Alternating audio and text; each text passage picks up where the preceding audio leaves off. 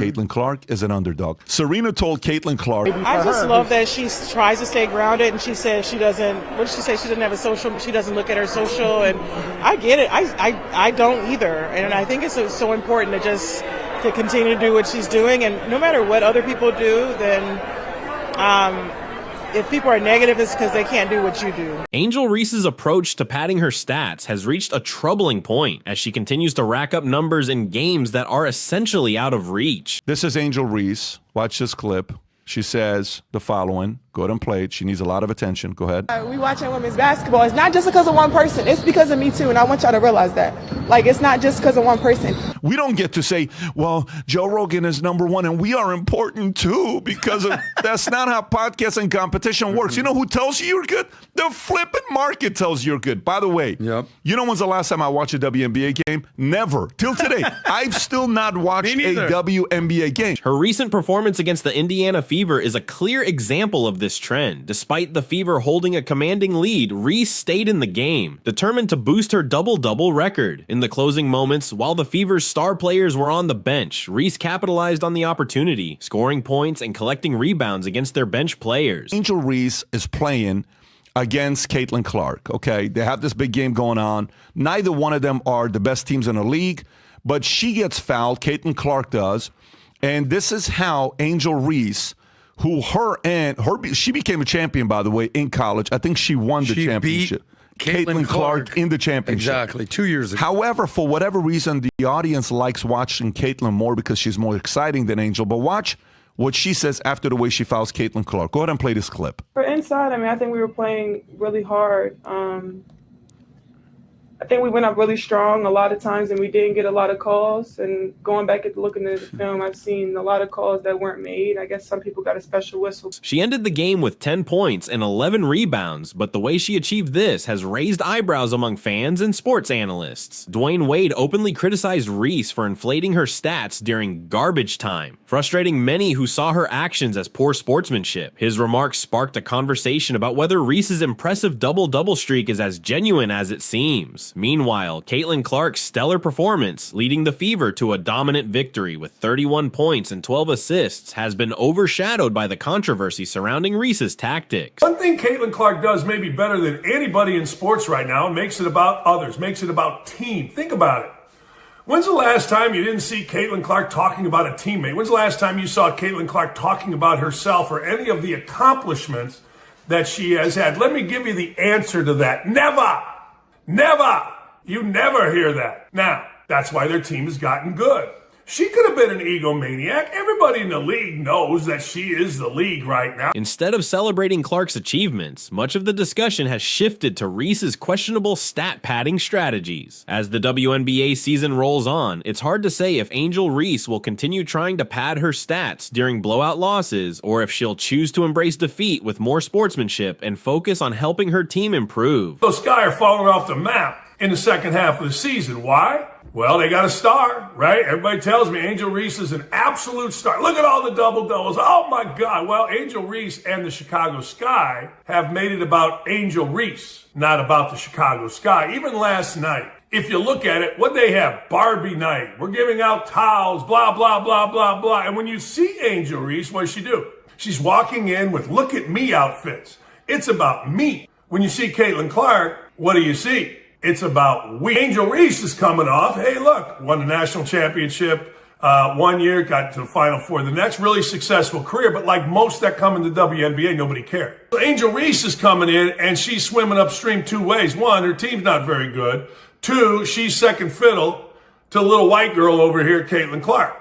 And that pisses her off. On the second half of the season and the second half of this game, the team that was more together was clearly the Indiana Fever, and the Indiana Fever routed.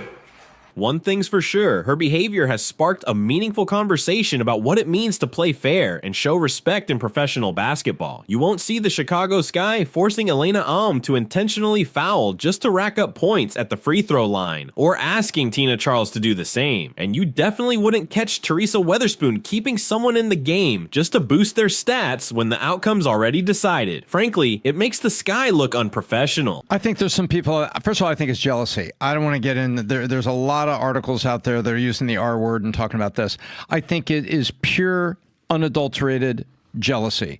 And the last clip from Angel Reese, they're watching me too. They're watching me too. It's like she's begging us to believe in her validation. Whereas the numbers, words talk, Angel, numbers scream, and the numbers are screaming that the fans are coming for. Take the moment when Aaliyah Boston got a technical foul right before halftime. Heading into the third quarter, if you're the coach and aiming to win, who do you choose to take the free throws? Lindsay Allen, Rachel Bannum? Wrong. Teresa Weatherspoon puts Angel Reese on the line, showcasing the team's lack of seriousness, which only hurts their credibility.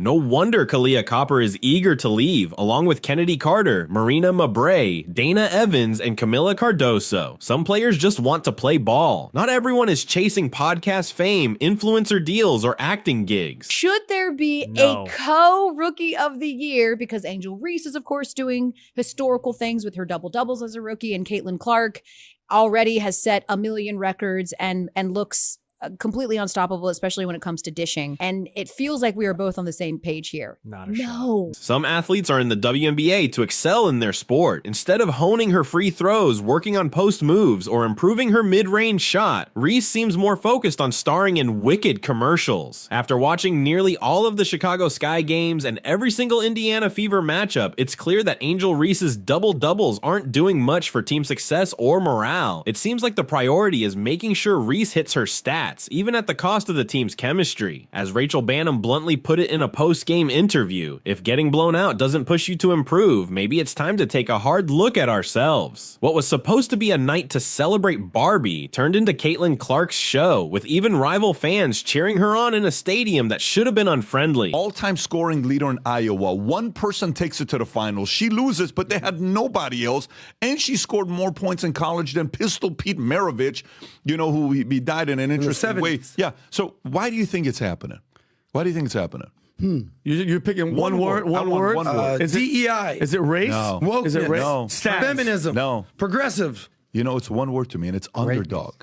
With just under 4 minutes left on the clock, the crowd gave Clark a standing ovation as she left the court, marking her third 30-point game this season. Caitlin Clark could be raising the tide and lifting all boats, and I think Angel Reese needs to take a pill because there is a great opportunity here, and I think jealousy is reigning supreme here. In what's meant to be hostile territory, she gets a hero's send-off. Is this really the opponent's arena? Walking around Chicago, I saw more Caitlin Clark jerseys than anything else. Her jersey is fast becoming the WNBA equivalent of a Yankee hat. Everywhere you look, there are Fever fans sporting Clark's name, from jerseys to t-shirts, making it feel like an NCAA tournament atmosphere. Nobody was talking about your league. Nobody cared about the WNBA until that girl.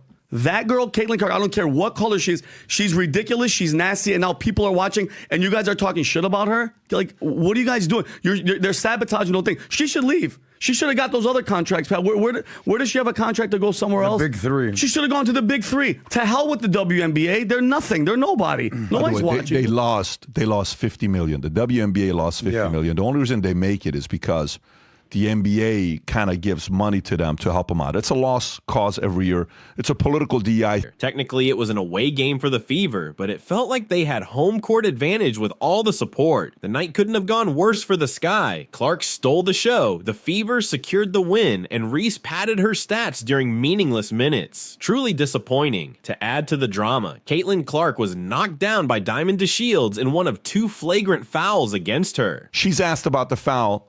Look how different the response is. About Angel Reese, what's going through your mind and how you just stay within yourself to finish the game? What's going through my mind is I need to make these 2 free throws. That's all I'm thinking about. It's just a part of basketball. It is what it is. Listen, try to make a play on the ball and get the block. But yeah, I mean, it happens. And those free throws, when you have to shoot them with nobody at the line, are kind of hard. So it's a little different than having people at the line. So I was just trying to focus on making those.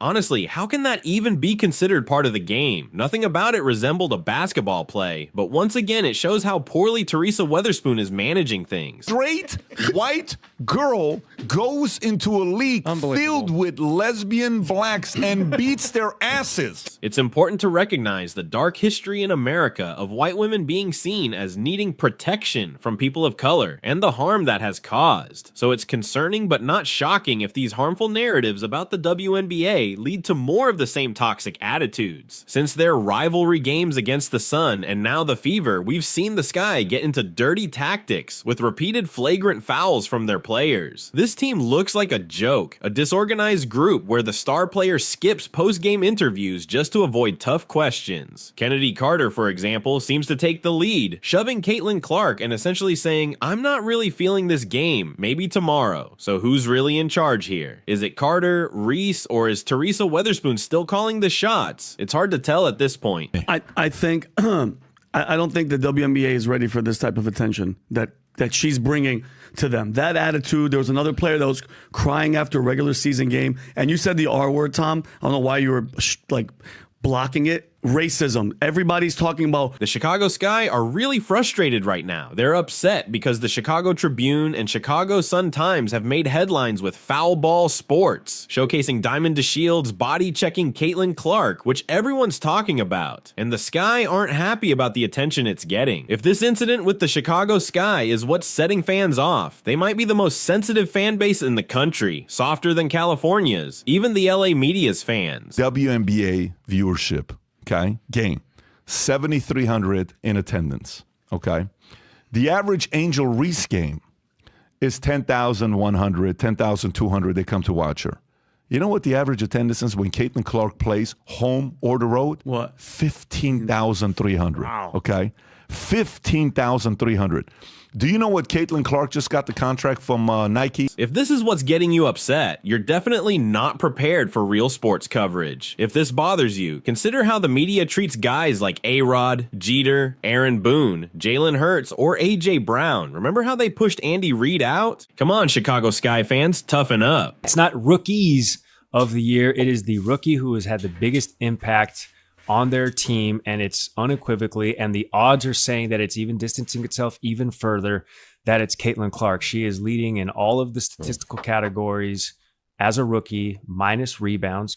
Obviously, Angel Reese is averaging a double-double, but the impact on the team, we are talking again at nauseum about Caitlin Clark leading as a rookie the Fever to the playoffs for the first time since 2016. They are ahead of the Chicago Sky. So I think, to me, if this is even reaching a conversation of splitting this, it might as well be, hey, you're a rookie, here's an award. You're also a rookie, here's just an award for being a rookie. Maybe if you focused more on winning games instead of padding your stats, you'd actually start seeing better results. But instead, you traded your best perimeter player, Kennedy Carter, and Dana Evans wanted out, all because of this obsession with empty double-doubles. Now it seems like Tamika, Nalissa Smith, Aaliyah Boston, and Dewana Bonner decided, let's end this Rookie of the Year talk today. We're locking down on defense, leaving no room for competition. And that's exactly what they did. It's done, settled, shipped off. It's race baiting rhetoric that's adding fuel to a fire. It's like enough with the racist BS. She's nasty. She knows how to ball. Everybody else is jealous. They're pissed off because she's getting this. It's ridiculous. And we're never going to advance as a species. And we're never, if he keeps having that type of attitude, it's ridiculous. It's like, what? Everything has to go back to race. Everything has to keep going back to race. She's really good. Let it be that. Everything about her is white, and he's going on these anti-white race things about her and how black personalities would be more successful if they were white. It's unattractive. It's making this victimhood mentality. The Rookie of the Year race is over, but now people are asking, was the stat padding happening all season long? Yes. Has she been racking up double-doubles the whole time? Clark is pulling ahead, and with every game, the gap grows wider. We're not focused on individual awards. I know that's what people think, but it's not what drives us, Clark said before the game. Everyone's trying to make it about that, but we're fighting for playoff spots, and that's our priority. Winning basketball games is what matters. Plain and simple. And the results are backing that up. Indiana has now won 3 straight games and 5 of their last 6. On Friday, the Fever had assists on 26 of their 32 field goals and committed only 11 turnovers, while Chicago managed to score just 5 points off those turnovers. Honestly, it's just about time. Talking about sort of what has been an undercurrent this whole entire year and calling out people for their perceived hate on Caitlin Clark. And as someone that has already stepped into this space and was called numerous names on both sides of this argument, for people in the media, Caitlin Clark has become such a lightning rod that in many ways, I'm going to liken it to sort of Voldemort and Harry Potter. Clark said, "You need time to build chemistry with your teammates. They need to understand you, and you need to understand them. It takes time. I'll only get more comfortable the more I play." Chicago's problems aren't all on Reese. The Sky lack offensive firepower. Marina Mabry, who was traded before the Olympic break, remains their second leading scorer, and they can't seem to close out tight games. They've lost 6 games by 4 points or less, including 3 in their recent slump. On Friday, Chicago had a 13-point lead in the first quarter, but ended up losing by 19. It took a 10-2 run in garbage time just to close the gap a little. Why am I watching WNBA stats? Because I want to hate on the WNBA as much as possible because they're a zombie company that is losing money, which I'll touch on in a second. Here's the reality. Antonio Brown, friend of the show, he came out and said that the WNBA is... I don't know if it's a friend. I think it's a parody what you're saying, but keep going. He's been on the show. Yeah. Shout out to AB. He says that it's a charity case for lesbians. And the reality is the WNBA is hemorrhaging money. You just said $50 million this year. It's a zombie company. Name another company that just loses money, and we're like, yeah, let's keep talking about this company for the last 25 years. We're struggling to execute in crucial moments, and it's something we've got to fix. Reese said before the game, "Nobody wants to keep losing. It's tough for everyone." Clark and Reese are both set for long, successful careers, but they'll always be compared to each other. And for now, Clark has the upper hand this season. I hate her because she's white, she's straight, and more importantly, she's better than everybody else. Period. End of story. Angel and the Chicago Sky are getting ready to stir things up with Caitlin Clark as their next game approaches. On the flip side, Caitlin Clark and the Indiana Fever are currently on a winning streak. But this is expected of Caitlin Clark. She's supposed to be great. She's not the Rookie of the Year. Angel Reese is, because that's a surprise, which to me is wrong because Angel Reese was the best player on the team that won a national championship in college. It's not like she came out of nowhere. Orianda Jacob, a well-known influencer and marketer, was a guest on Jason Whitlock's podcast, Fearless. During the conversation, she drew a comparison between Caitlin Clark, the rising star of women's basketball, and the pop sensation Taylor Swift. Jacob expressed her reluctance to cross paths with Clark, fearing the wrath of her dedicated fan base, affectionately known as Clarksies. In her own words, Jacob stated, "Caitlin Clark is the Taylor Swift of women's sport. We do not mess with Taylor Swift. We do not mess with Caitlin Clark because the Swifties will come for you. The Clarksies, or whatever you want to call them, will come for you." What was ever going on in the league, I think it was just a new environment for her, and now she's figured it out, and that's what Caitlin. No, it's not about Caitlin. But I feel like she's playing, but I don't think the way people are playing her has changed. I think she has gotten better as the season went on. Well, she was supposed to get better. No, I'm just talking about like even though like that hit. You haven't even heard anybody talking about the over physicality and stuff anymore because she's giving that shit back now. She's figured it out. Yeah, but like even like this, she gets hit and she walks. She don't make it a big deal because she's used to it now. But they're still gonna point it. Apparently, all the accolades that Caitlin Clark is receiving is because she's white, and the jealous players who are attacking her are really the real victims here.